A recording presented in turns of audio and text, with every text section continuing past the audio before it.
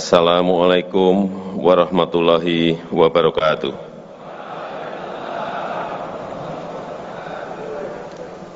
Asyhadu an la ilaha illallah wahdahu la syarikalah wa asyhadu anna Muhammadan abduhu wa rasuluh allati la nabiyya ba'dah amma ba'du. Yang saya hormati Presiden kelima Republik Indonesia, Ibu Profesor Dr. Hajah Megawati Soekarno Putri,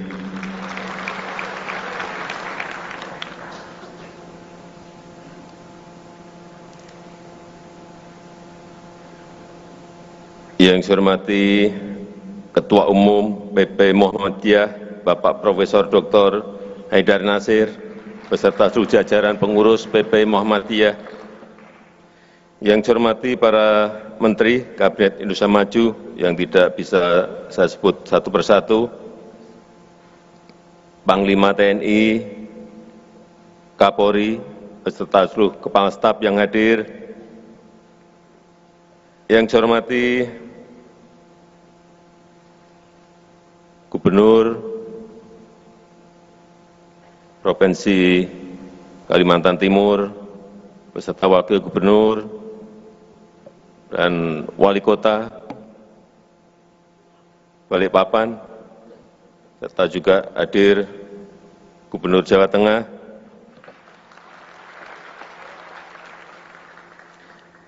yang saya hormati Ketua Umum Pemuda Muhammadiyah, Bapak Sunanto, Cak Nanto,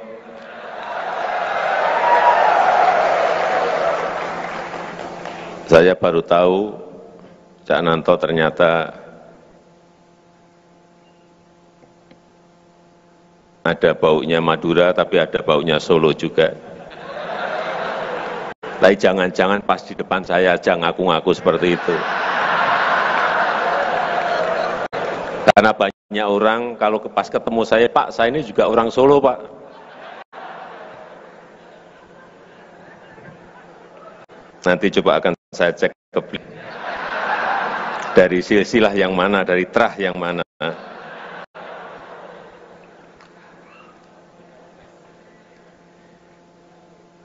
Yang saya hormati seluruh ketua PB Muhammadiyah se-Indonesia yang hadir,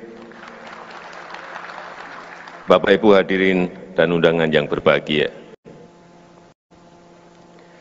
Saya menaruh harapan besar pada Muktamar ke-18 Pemuda Muhammadiyah ini untuk menghasilkan agenda besar dan langkah-langkah besar. Mengapa?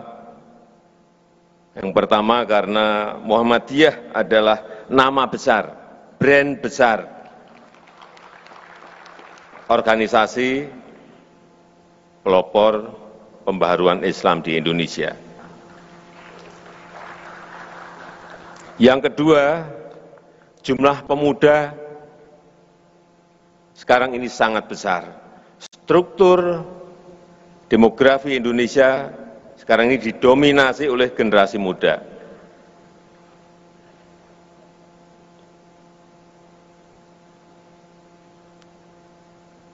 Tahun 2023 jumlah penduduk kita sudah 280 juta. Pemudanya untuk usia 15 sampai 30 sudah di angka 66,3 juta. Oleh sebab itu, ke depan yang namanya pemuda ini sangat penting sekali bagi negara kita. Karena bonus demografi yang kita dapatkan jangan sampai menjadi beban, tetapi mestinya menjadi modal kita untuk melompat maju menjadi negara yang adil, makmur, dan berkemajuan. Indonesia maju.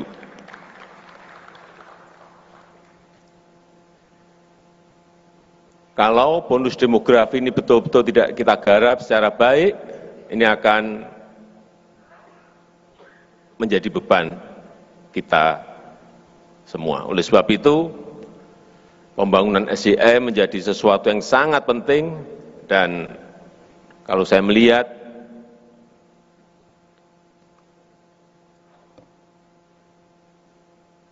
kenapa Korea Selatan, Taiwan, Jepang bisa melompat maju, dan ada negara lain di Amerika Latin, banyak negara di Amerika Latin dari tahun 50-an, tahun 60-an, sudah menjadi negara berkembang, tetapi sampai sekarang juga tetap menjadi negara berkembang.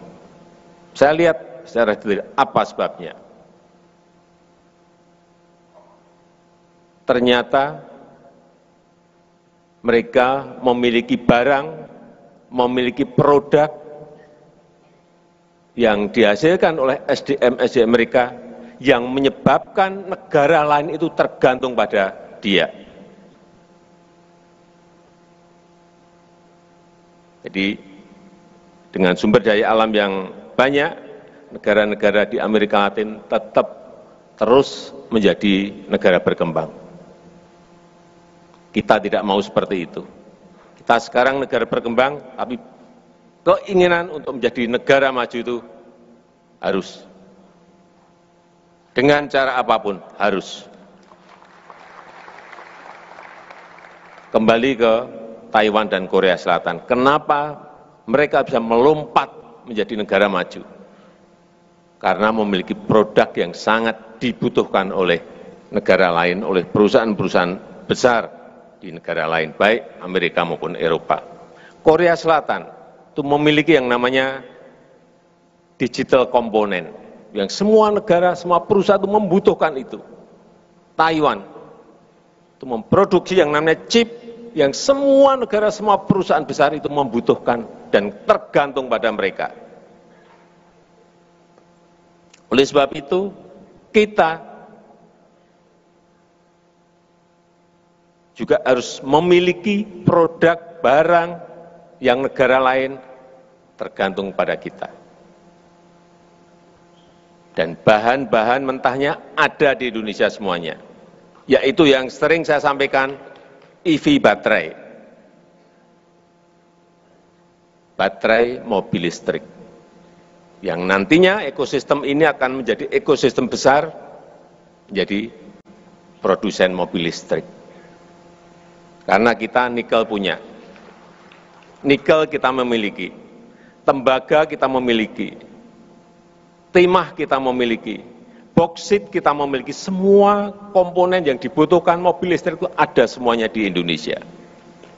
Hanya yang dibutuhkan adalah mengintegrasikan bagaimana nikel yang ada di Sulawesi, tembaga yang ada di Sumbawa dan ada di Papua, timah yang ada di Bangka Belitung, boksit yang ada di Kalimantan Barat dan di Kepulauan Riau, semuanya bisa diintegrasikan menjadi barang yang namanya EV baterai, dan ekosistem yang lebih besar lagi menjadi mobil listrik yang ke depan itu semua negara akan membutuhkan. Dan apa? Nilai tambah yang kita akan dapat itu bisa berlipat-lipat. Jangan sampai kita sudah berpuluh-puluh tahun, bahkan beratus tahun sejak VOC, yang kita ekspor itu selalu bahan mentah, selalu raw material, sehingga nilai tambahnya kita tidak punya. Saya berikan contoh satu saja, nikel, yang sudah kita stop tahun 2020, stop. Sebelumnya kita ekspor nikel itu setahun hanya bernilai 17 triliun. 17 triliun. Begitu kita buat yang komponen-komponen untuk katot, untuk prekursor, untuk besi baja, 2022 ekspor kita sudah 450 triliun. Dari 17 triliun menjadi 450 triliun. Tapi ada yang menyampaikan pada saya, Pak, tapi kan yang dapat perusahaan-perusahaan besar. Dan yang dapat juga ada yang dari perusahaan-perusahaan asing. Ingat ya, negara ini tidak bisa memproduksi dalam artian ikut bergerak untuk mengurusi secara langsung. Meskipun kita memiliki BUMN ya, tetapi swasta pun itu juga menjadi aset kita. Kalau mereka memproduksi itu artinya apa? Dari 17 triliun menjadi 450 triliun itu, negara mendapatkan berlipat-lipat dari pajak perusahaan, dari pajak karyawan, dari royalti, dari penerimaan negara bukan pajak PNBP, dari biaya ekspor,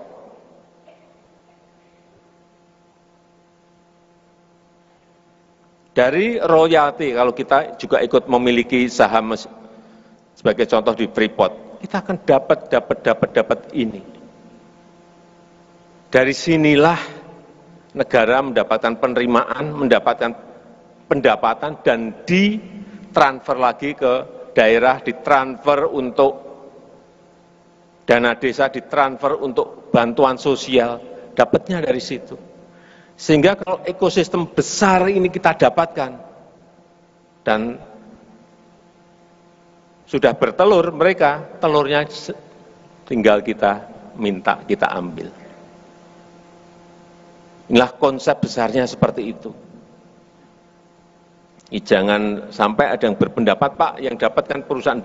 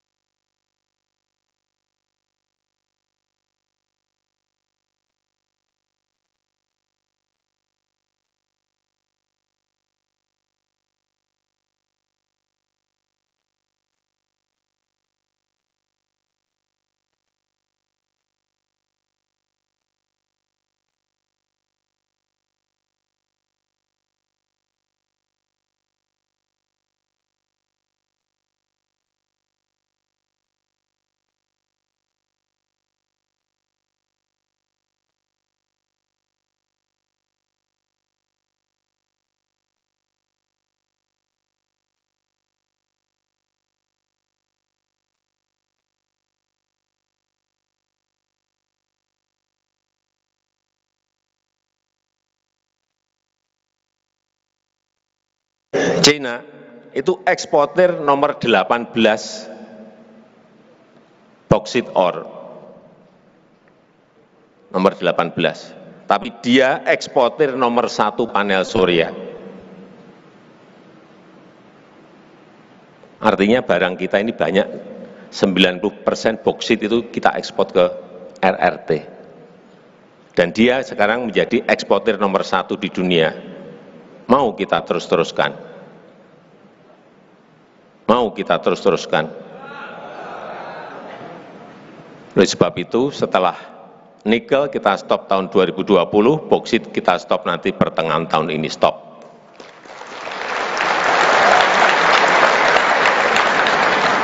Tapi kita masih ada persoalan besar satu. Kita nyetop nikel itu digugat di WTO, digugat oleh Uni Eropa.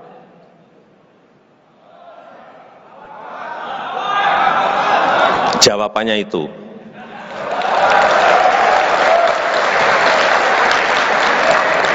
kalau kita digugat, kemudian kita mundur, kita belok kanan, nggak jadi, sampai kapanpun jangan berharap negara ini menjadi negara maju.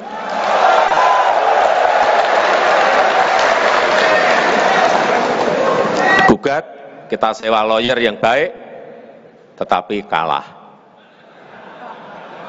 Tahun kemarin kita kalah. Digugat oleh Uni Eropa, kita kalah. Tapi saya sampaikan pada Menteri, jangan juga berhenti. Lawan. Sehingga kita banding, nggak tahu nanti kalau banding kalah lagi. Tapi kalau kita belok, sekali lagi, jangan harap negara ini menjadi negara maju. Ini boksit nanti bulan Juni kita stop boksit. Nanti digugat lagi, kita pasti ada yang gugat lagi.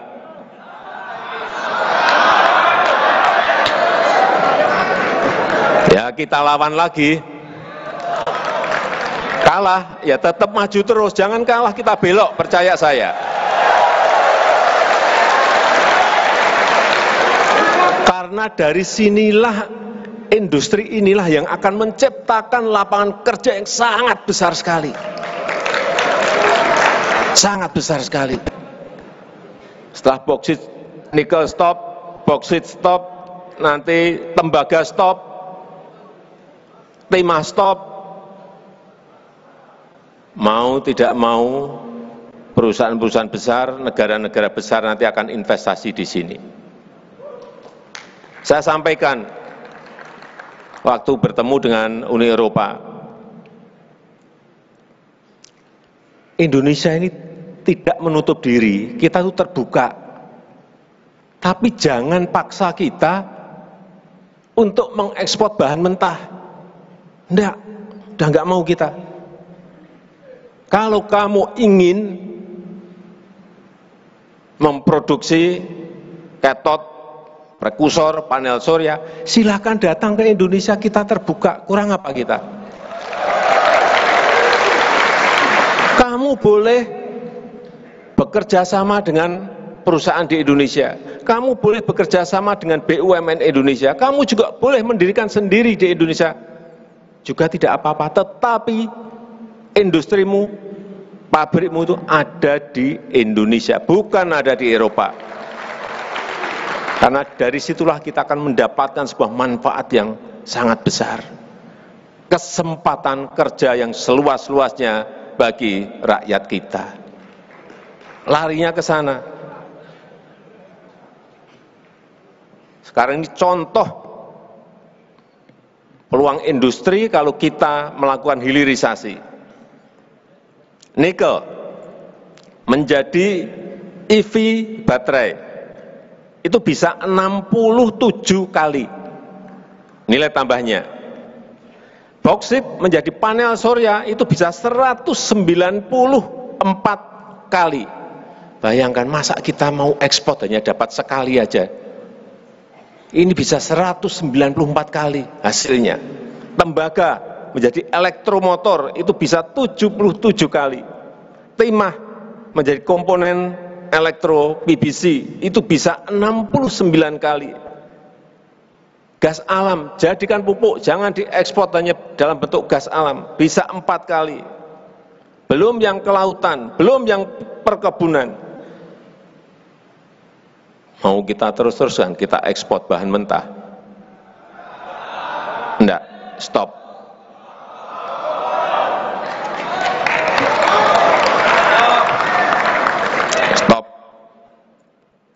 Ini nanti yang akan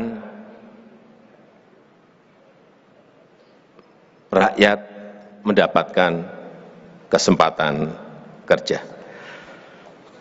Yang kedua, yang berkaitan dengan IKN Nusantara. Saya cerita sedikit. Indonesia ini negara besar. Negara besar. Jadi kalau Amerika memiliki New York dan Washington DC, Australia memiliki Melbourne dan Sydney, kenapa Indonesia tidak memiliki Jakarta dan memiliki Nusantara? Tetapi alasan pokoknya adalah pemerataan. Bapak Ibu bisa bayangkan, negara kita ini memiliki 17.000 pulau. Tetapi satu pulau yang namanya Pulau Jawa itu memiliki PDB ekonomi 58%. ada di Jawa. Terus yang 16.999 pulau itu diberi bagian berapa persen? Semuanya ada di Jawa. 58%. Dan 56% penduduk Indonesia itu ada di Jawa. Betapa sangat padatnya Pulau Jawa. Sehingga memerlukan yang namanya pemerataan, pembangunan. Tidak Jawa sentris, tapi Indonesia sentris.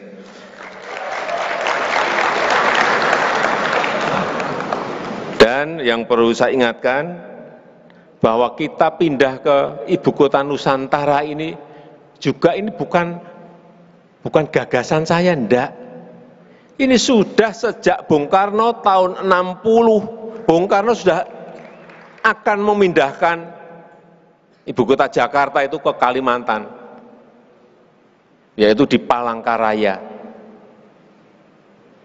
Sehingga waktu FS itu juga, semuanya kita lihat lagi di titik mana yang paling baik untuk perpindahan ibu kota itu.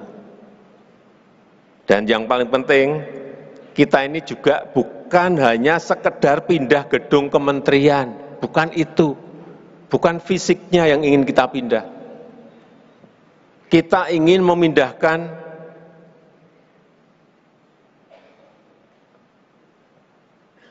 budaya kerja baru, ingin memindahkan pola pikir yang baru di ibu kota ini, karena sistemnya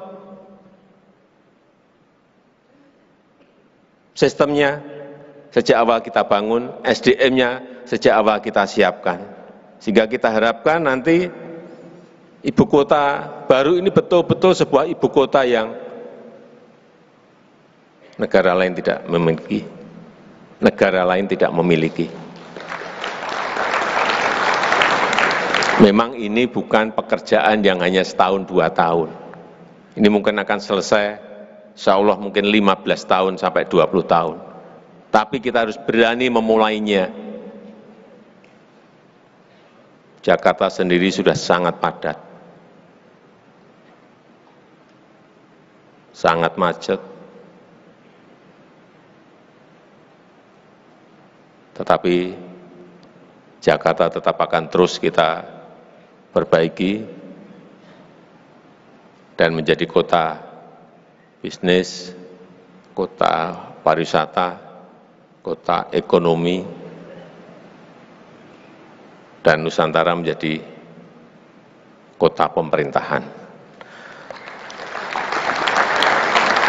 Saya rasa itu yang ingin saya sampaikan dalam kesempatan yang baik ini, dan dengan mengucap Bismillahirrahmanirrahim, pada siang hari ini saya buka Muktamar ke-18 Pemuda Muhammadiyah tahun 2023. Terima kasih. Wassalamualaikum warahmatullahi wabarakatuh. Dan 2 menit gambaran untuk ibu kota baru. Terima kasih.